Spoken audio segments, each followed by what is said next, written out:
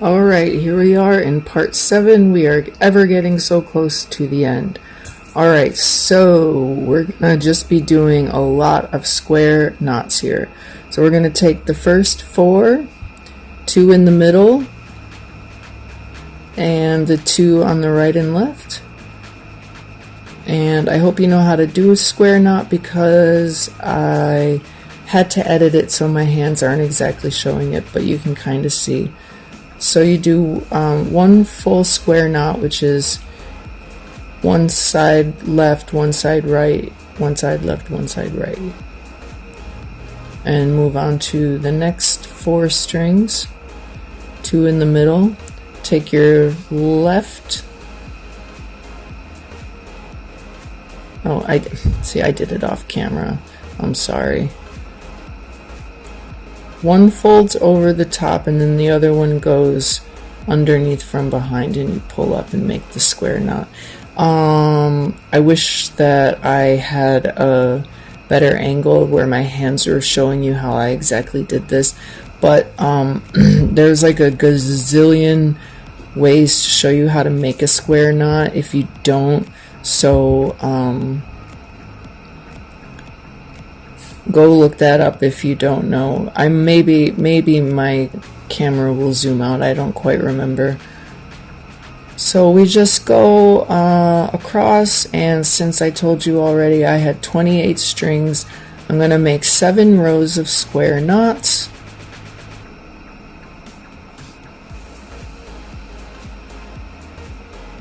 Four strings each.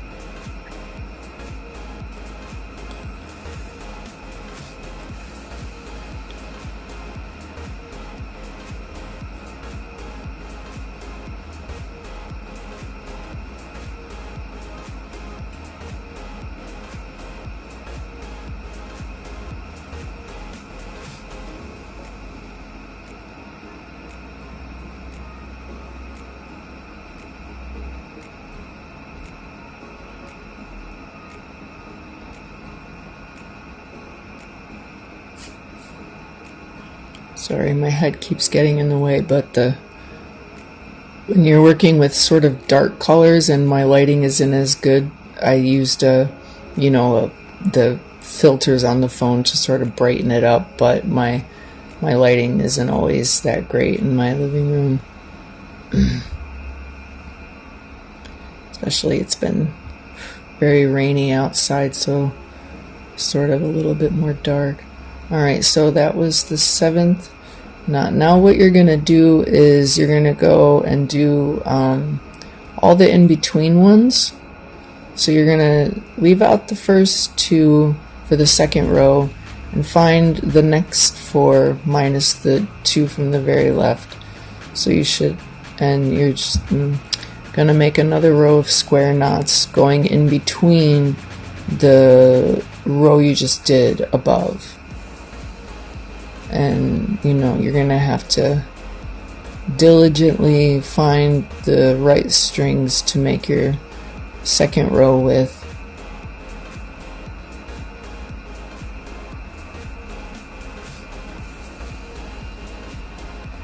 And that's really all there is to it. You're just gonna go on like this for a while, making rows of square knots, and it's going to form a flap, and I'll show you like how I make a little like hole at the bottom so then I can sew a button on and have a way to button it down, secure it down, the flap that we're making right now.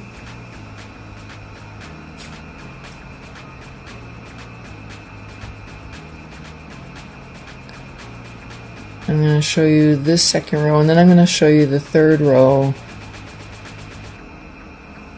So you see how the 2 ends that I left off on the second row just simply weave right back into the project, and I don't do anything special with it. I just weave it like normal.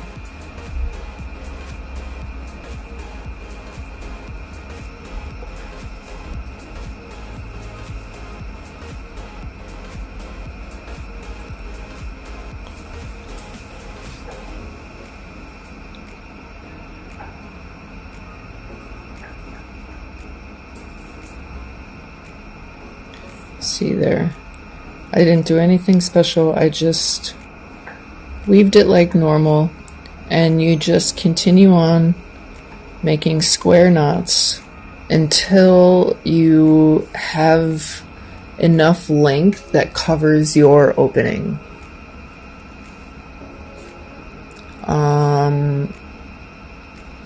Okay, until we come to the point where that's done. That's it for now.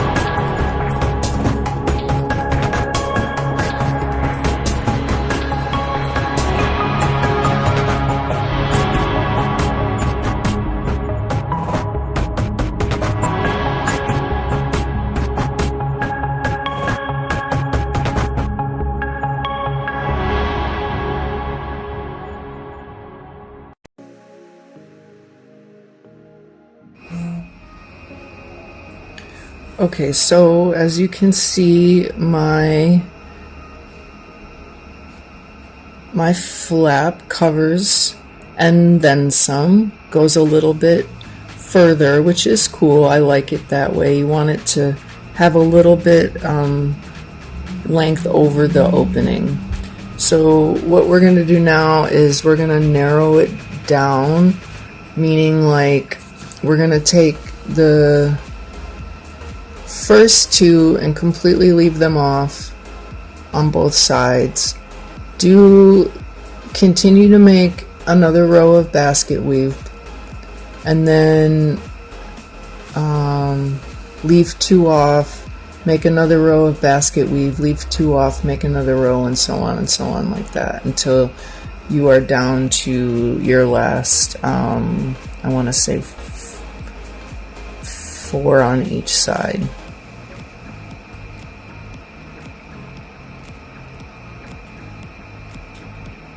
So this row seems totally normal as to what we were doing before.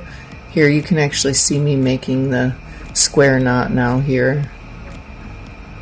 I left enough open space. And you saw me put those two aside. That's so when I come back to the next row the next time, I won't put them into the project. They're going to be gone from it for now. One goes over, then under, then pull through and up, and then opposite side, over, under, pull through and up, and that's how you make a square knot.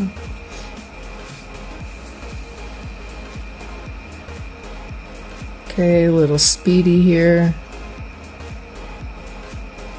I'm glad I caught that on camera.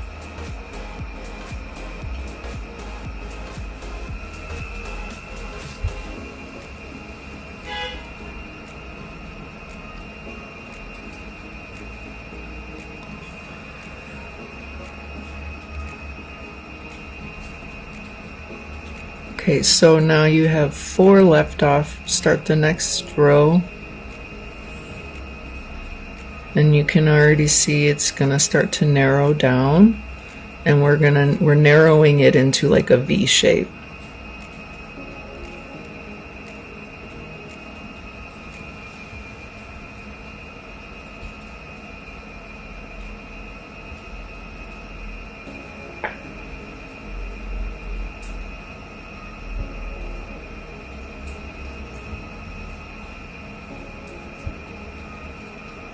Two, three, 1, 2, 3 sets of 2 left off. Continue going.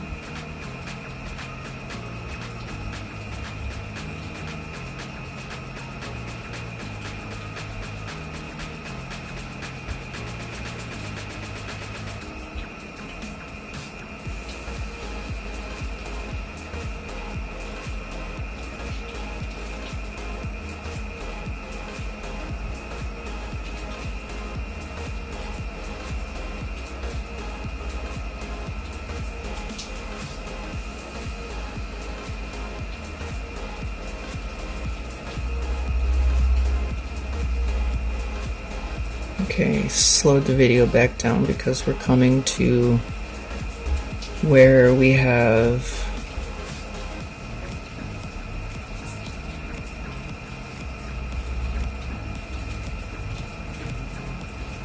the 4 on each side. We're still gonna make a set of square knots on each side.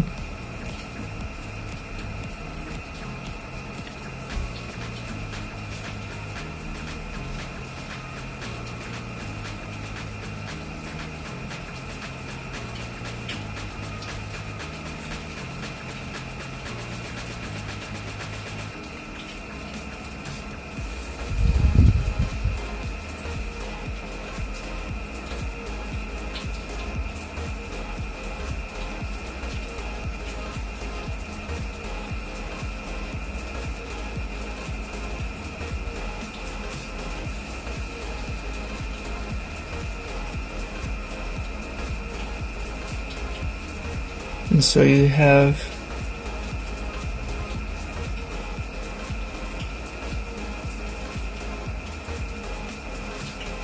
it looking like that. And I'm not gonna make a square knot at the very bottom. But what we're going to do now is you're going to take your top string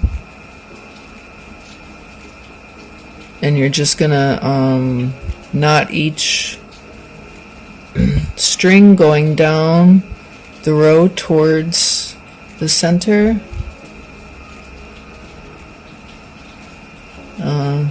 Making sure they're in order.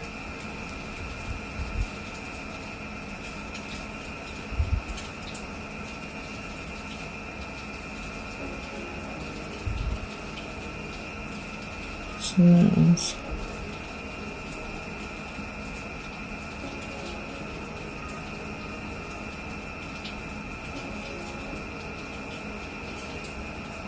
first one is 1, 2, 3, 4, 5.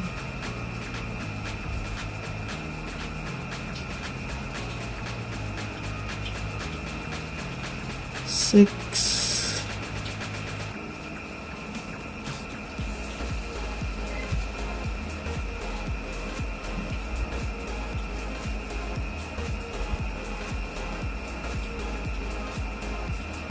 Seven.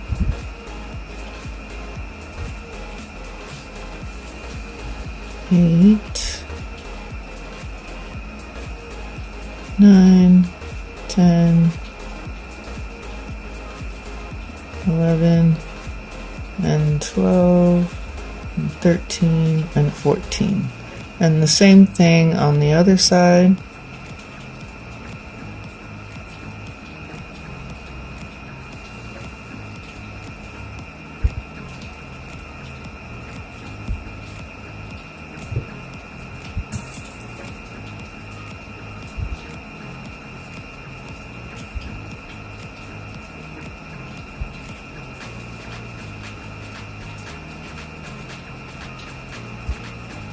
Until you're left with this.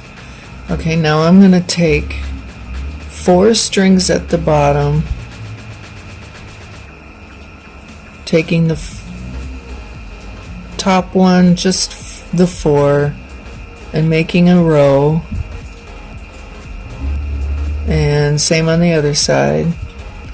I've decided to only use 4 because I know how big my button is and I know how big I want my opening. So if you're using like a larger button, you may want to do the same thing but with more strings so you have a larger hole. See, like when I'm gonna I'm gonna cross those two, I'm gonna make a knot, and then that's gonna create like a buttonhole. See, you can kind of see it there. But once you place your button and you squeeze it in there, it's gonna be fine. I think I'm just doing this to give it a little bit more security so that nothing unravels. So when you're like taking it on and off the button, it's gonna be fine, nothing will unravel. Okay, so now we've made the flap, we've ended the flap. I'm just taking out my pins.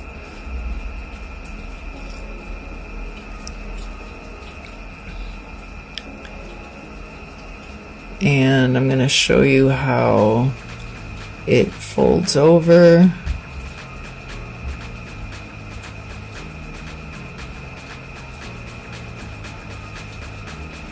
And then I'm going to mark where I need to put my button. See how you can stretch it like that and it makes a hole. So I'm going to just take a pin and plop it in where I want to sew in my button.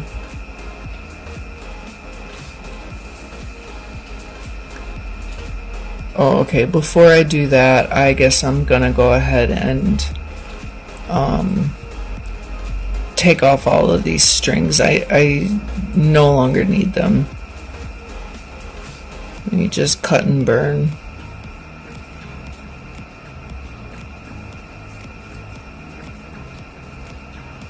Part of me thought about, do I want to really keep this third row? And in the end I just decided just to just to keep it, because I needed to bring this project to a close and get this filming done, because you know the editing is a lot. So this whole project wound up taking 8 whole videos. Alright, so when you're burning it at this point, try to push it into the back of the thing if you can.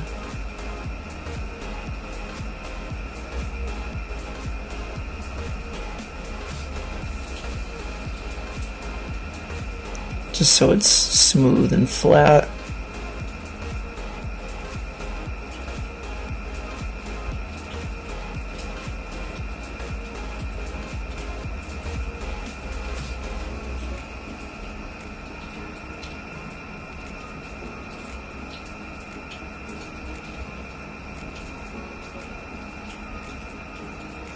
Okay, so now we have a clean space to work on.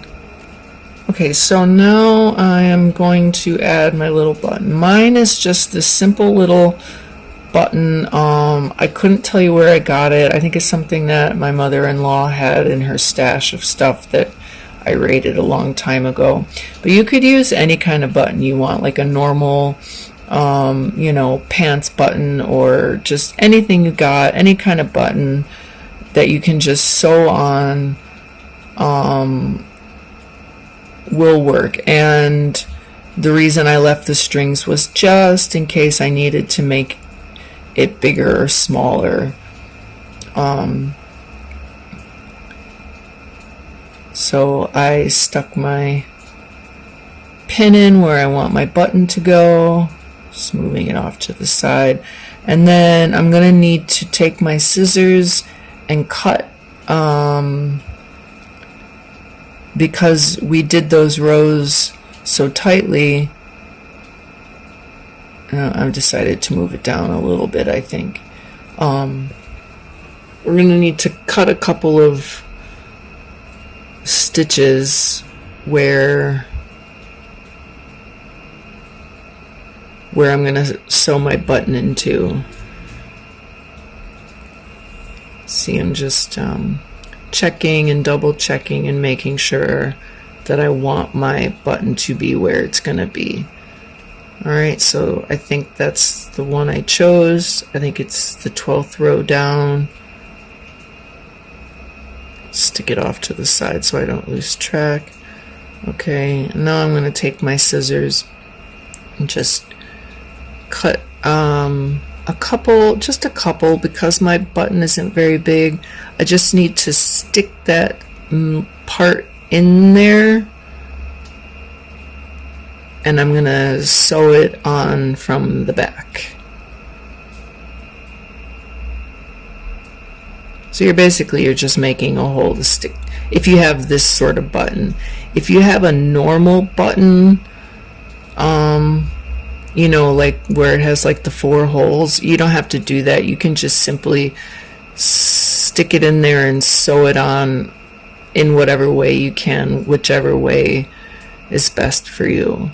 But since I have this style of button, I had to get it in there, so I had to make a little hole.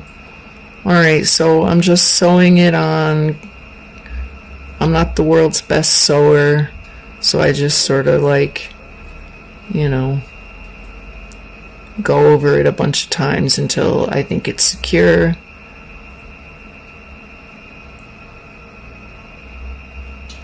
And just sew it in whichever fashion you think is best. I try not to go through the front though. I try to just like use like go through knots that are in the back, you know, so that it doesn't show through the front, if that makes sense. Hopefully it does.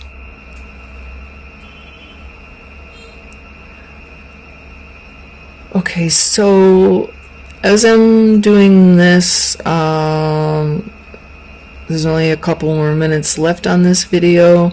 Then I'm gonna cut the the purple strings that are, you know, the flap right now.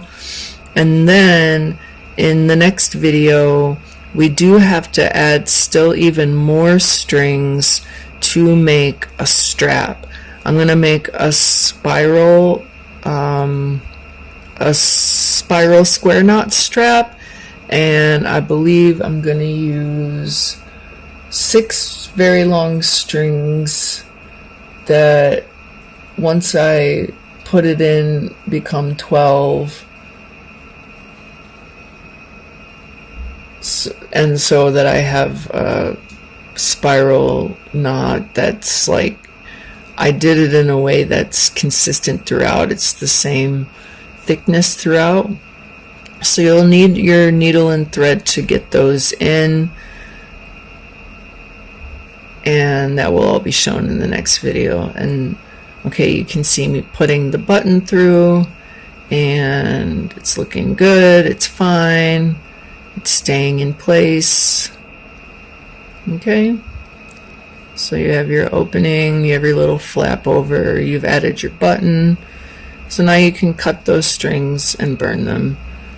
And in the next video, final video, is adding a strap to this thing. Alright, so I hope you'd enjoyed this tutorial series. It's a lot of work. I'm going to tell you guys how long in actual reality numbers it took me to make this whole thing. I kept meticulous notes throughout, videoing even like, you know, like real time versus when I did speed ups and things like that. So it's a staggering number, but it's actually kind of normal for this kind of macrame project. So alright, so this is what we have right now, and next up is making a strap. So see you in that video. Thank you for joining me on this journey.